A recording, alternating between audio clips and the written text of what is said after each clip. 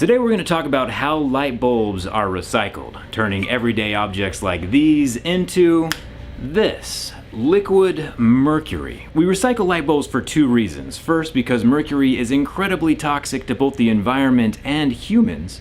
And second, this is still incredibly useful stuff. I'm here at a clean earth facility in Pennsylvania where light bulbs come in and mercury goes out. There's a surprising amount of bulbs that have mercury inside of them. We have our fluorescent bulbs, we have HIDs, we see these inside of gymnasiums or street lamps.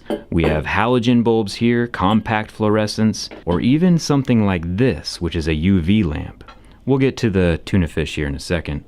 If you look really closely at this UV lamp, you can see little droplets of mercury down there next to the filament. Coming over here to the other side, we have a few drops at this end as well. Obviously, it takes thousands of light bulbs to make that amount of mercury, but as you'll see in a second, we have no shortage of light bulbs to work with. We have a lot to talk about today and a lot to show you. Let's get started.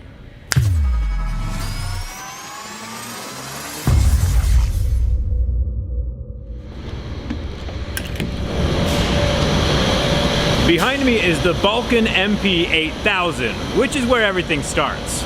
The light bulb mercury extractor has 3 input lines for 3 different shapes of bulbs. First, let's start with the regular tube-shaped fluorescent bulbs. A lot of times these are found in office buildings or warehouses. The intact bulbs are placed into a conveyor and fed into the Vulcan MP8000, I just like saying the name, where the bulbs are intentionally broken up and crushed into little shards of glass. I'll show you the breaker in a second. The second input line is for the smaller, more regular shaped household bulbs. These are dumped into a different bulb breaker, but all of the glass, dust, and bulb components will merge together before we get to the tumbler. The final input line is for the plastic-coated laminated safety bulbs. These have a thick protective layer of plastic that needs to be shredded off before the glass shards and mercury dust can be extracted. A diamond cutter machine called the Raptor spits out the plastic shells and throws the mercury-contaminated glass back into the conveyor line with all the rest of the shattered light bulbs. Before we get to the tumbler, you might have noticed the large white tubes running up to the ceiling away from the machines. These are pulling a vacuum on the machine to capture any air or dust that comes from inside the bulbs.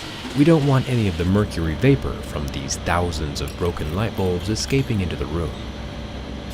Notice how inside this conveyor, the bulbs still have their white phosphorescent coating on the glass. That's the toxic dust we're trying to collect. All of the different kinds of bulbs converge here before the tumblers at this new conveyor belt. With the machine totally off, it's much more quiet in here. This is the initial crusher underneath this metal flap. You can see that the bulbs come in, this spins around with this motor here, and breaks the bulbs into the shards of glass we see down there at the bottom, ready to go up the conveyor belt.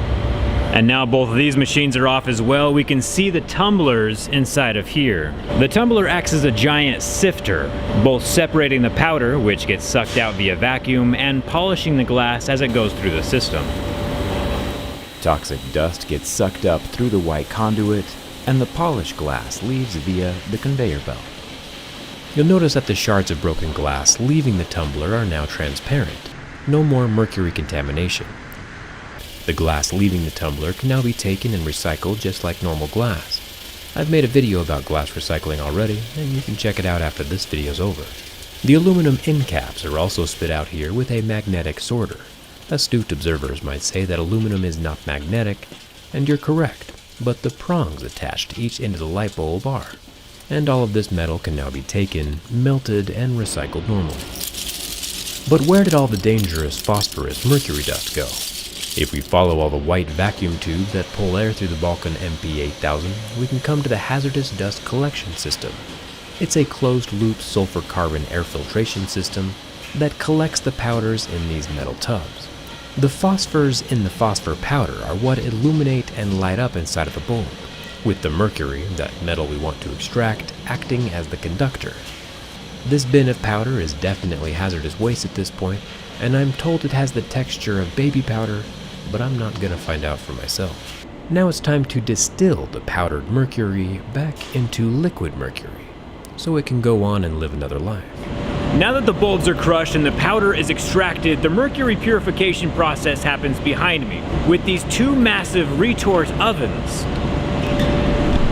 The cool thing about the Clean Earth facility is that they handle more than just light bulbs. If you notice inside of this first furnace, there's quite a lot of other contaminated objects, all containing some kind of mercury.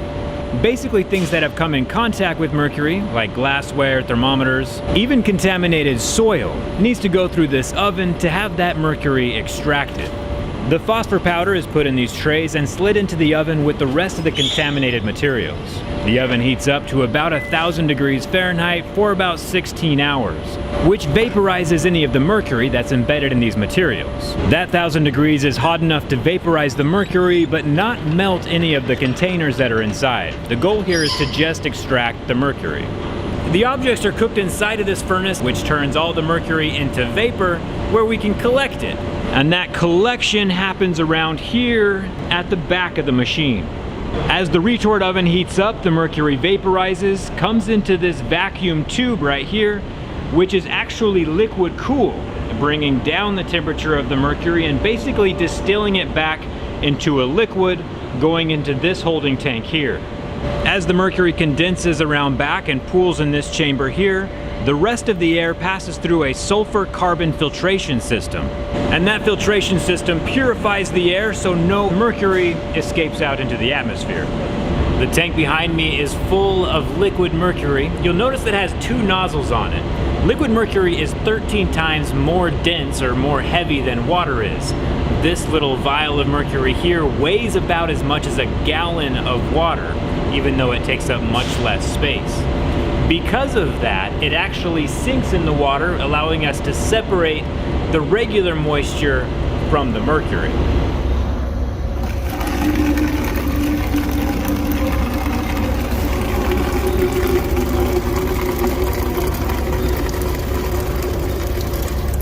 Obviously, one reason we recycle mercury is because it's still useful, and we shouldn't throw useful things away. The other, more important reason is that it's extremely toxic to humans, damaging the nervous system, kidneys, liver, and even the brain. The more light bulbs we throw away, the more mercury ends up in our food chain, especially in fish. Already, the FDA recommends not eating more than 1 can of tuna a week due to the higher mercury content.